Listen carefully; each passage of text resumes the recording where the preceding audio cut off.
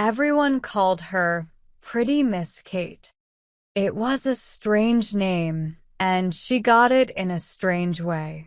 A kind of not-so-smart nurse, who was really faithful, took care of Squire Oswald's baby daughter when she was little.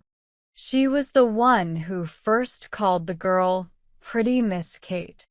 They lived in a small area where everyone knew each other. Because people heard this name a lot, everyone started using it. And really, at 15, Kate Oswald deserved it. She was a tall, thin girl with a very graceful and stylish figure.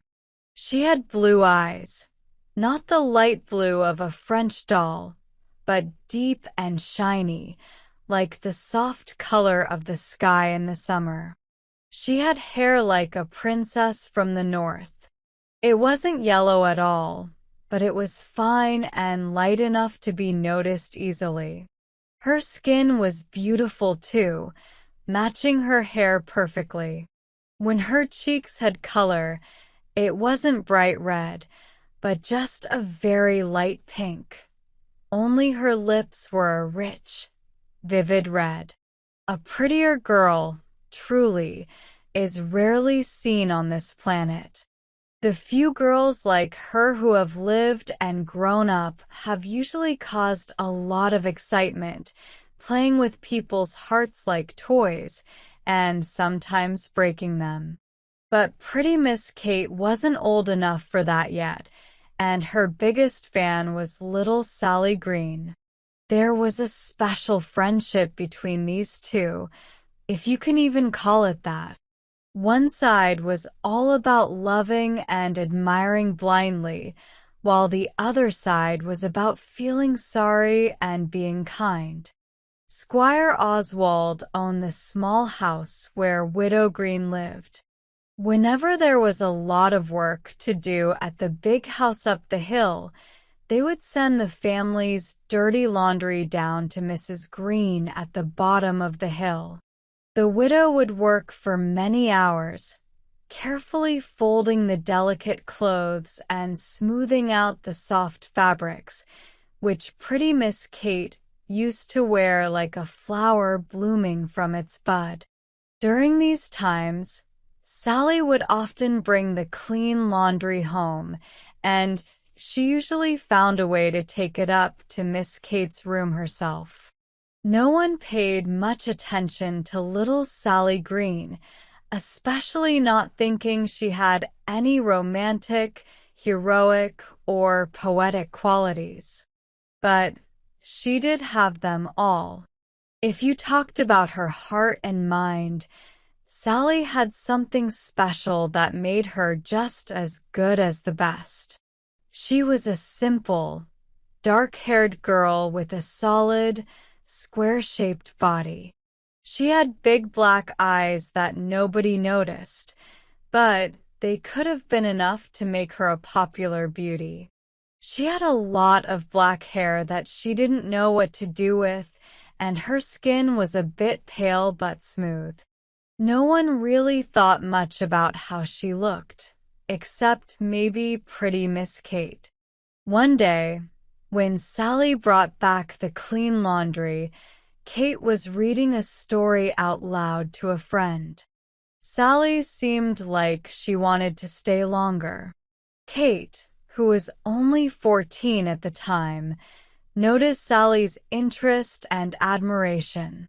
She felt a quick urge to include Sally, so she said, "Do you want to hear the rest, Sally? Just wait, and I'll read it to you." The story was called Romance of the Swan's Nest by Mrs. Browning. It was Sally's first introduction to the magical world of poetry and fiction. Before that, she had admired Pretty Miss Kate, but now her admiration grew even stronger. Kate quickly realized Sally's feelings, thanks to her feminine instinct that recognizes and enjoys honest admiration from anyone, rich or poor. She became very kind to Sally, lending her many books and magazines. Sometimes she would give Sally a flower, a colorful ribbon, or a small picture. To Sally, these little gifts were like treasures from a goddess. She cherished them with all her heart as they reminded her of the beautiful young lady she adored so much. One evening in June, Sally had been working hard all day. She had washed dishes, ran errands for her mother, and made dinner. Now her reward was about to come. "You can tidy yourself up," her mother said. "Then take that basket of Miss Kate's things back to Squire Oswald's." Sally rushed upstairs, brushed her black hair, and tied it with a red ribbon that Miss Kate had given her. She put on a clean dress and a small straw hat that Miss Kate had owned the year before. Despite being a short, dark-haired girl, she looked quite nice. She was 13, 2 years younger than her idol, Miss Kate. While Miss Kate was tall and seemed older than her age, Sally looked even younger than she was. Her heart raced as she hurried up the hill. She thought about the story of the mouse and the lion she had read in one of the books Miss Kate lent her. It made her think of herself and her idol. Not that Miss Kate was like a lion at all. No, she was more like a beautiful princess. But Sally felt like a poor, humble, and helpless little mouse. Yet she believed that one day she might be able to help Miss Kate in some way, no matter the cost to herself. Poor Sally. The time for her to help was closer than she realized.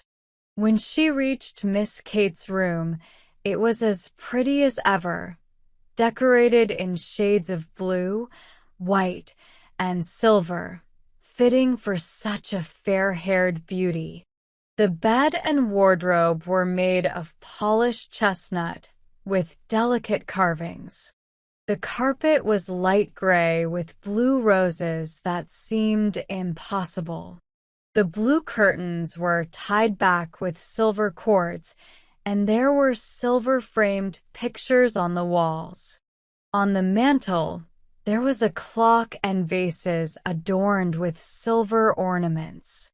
Pretty Miss Kate looked like she belonged in that room. She wore a blue dress, with a silver necklace her father had brought her from faraway Genoa.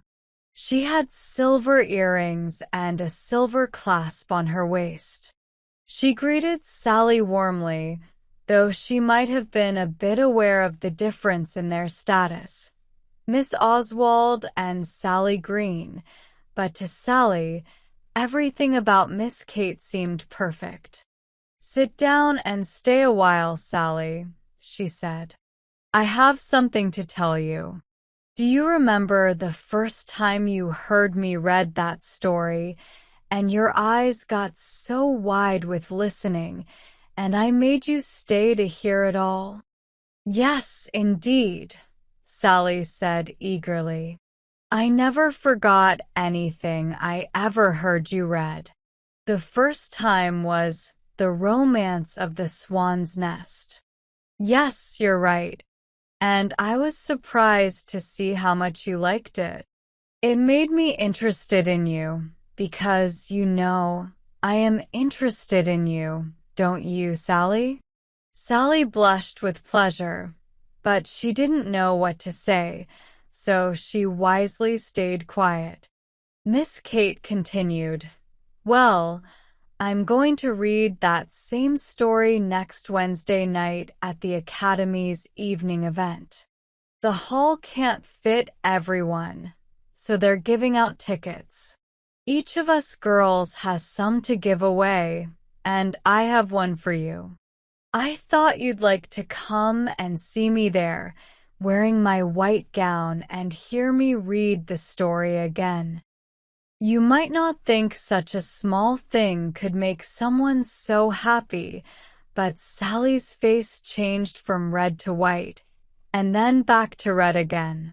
Her big black eyes filled with tears, like raindrops in an April cloud. "Do you really mean it?" she asked. "Yes, I do, child. Here's your ticket. Don't cry, silly girl. It's nothing. I just wanted to make sure there was someone there who would think I read well, even if no one else did. And I have a dress for you too, the pink one I wore last year. It doesn't fit me anymore, so it's no use to me. My mom said I could give it to you. It's Saturday now. You can get it ready by Wednesday, right?" What a happy girl went home that night.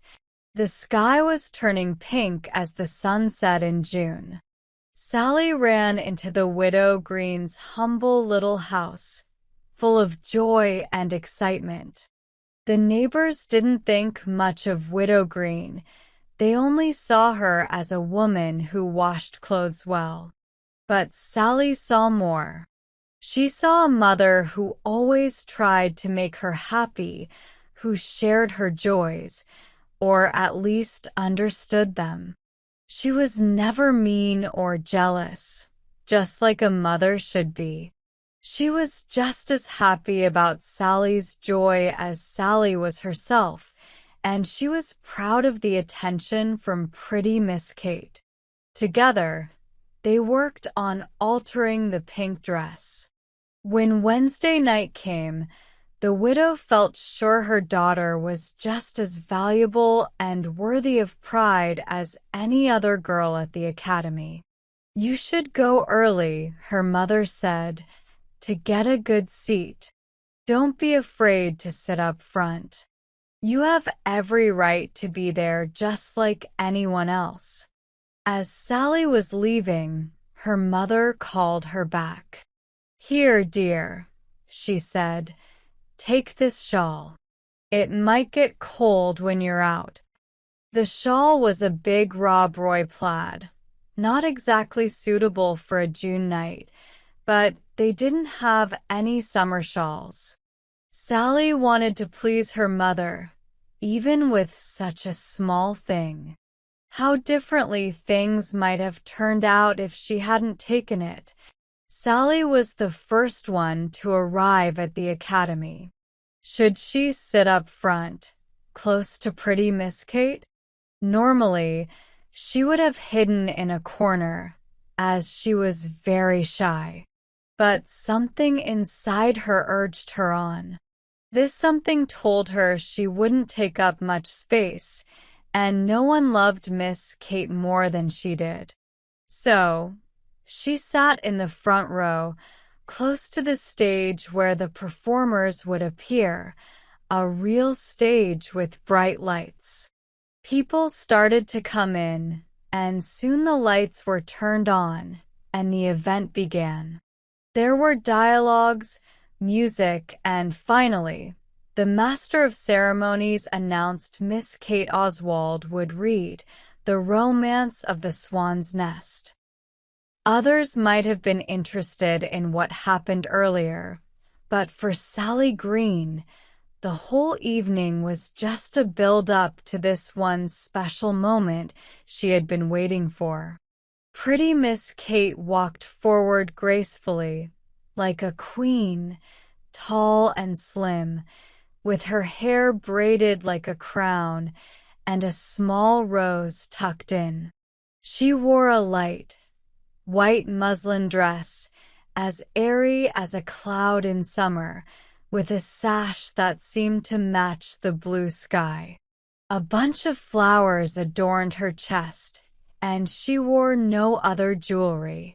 She looked like those beautiful beings you see in paintings by modern French artists, halfway between an angel and a fashionable woman. As she stepped onto the stage, the audience burst into applause. Then, it became very quiet as she began to read. Her eyes sparkled, and her cheeks blushed as she read the lines. Little Ellie in her smile. Chuseth, I will have a lover, riding on a steed of steeds. He shall love me without guile, and to him I will discover that swan's nest among the reeds. And the steed shall be red-roan, and the lover shall be noble, with an eye that takes the breath, and the lute he plays upon shall strike ladies into trouble, as his sword strikes men to death. She had everyone in the audience captivated with her performance, and the last verse earned her a thunderous round of applause. After stepping down from the stage, she was called back by the applause, and she returned, blushing with pleasure. A bow, a smile, and then she accidentally stepped too close to the poorly protected footlights, and her delicate white dress caught fire. Sally Green leaped over the footlights without knowing how, finding herself on the stage. She wrapped the shawl around pretty Miss Kate before anyone else could react beyond screaming. Sally held the heavy woolen folds close to Miss Kate, burning her own fingers in the process. But she didn't mind. The time for the poor little mouse to act had finally arrived. Thanks to Sally's quick action, pretty Miss Kate was saved. Not a single scar blemished her fair complexion. Though Sally suffered more severe burns, she hardly felt the pain in her joy of saving her idol, for whom she would have been willing to sacrifice even her life. They took Sally home with great care, and her first words upon entering her mother's house were, "Now, Mother, I know why I took the shawl." I mentioned how differently things might have turned out if Sally hadn't taken that shawl. Pretty Miss Kate's life might have ended in tragedy right then and there if no one else had acted quickly enough to save her, especially since there was no other wrap like the shawl nearby. And Sally might have ended up in the most humble kind of work instead of becoming who she is today. However, Squire Oswald's gratitude for his daughter's rescue didn't stop at mere words. He took on the responsibility of Sally Green's education from that moment on, ensuring she received every opportunity afforded to his own daughter. And truth be told, Sally, with her remarkable temperament and rich inner world of poetry, devotion, and admiration, quickly surpassed pretty Miss Kate in her academic progress. Yet, there was never any competition or envy between them. Just as Sally had admired Kate's beauty, over time, Kate came to admire Sally's talent. The two became true friends in every sense of the word.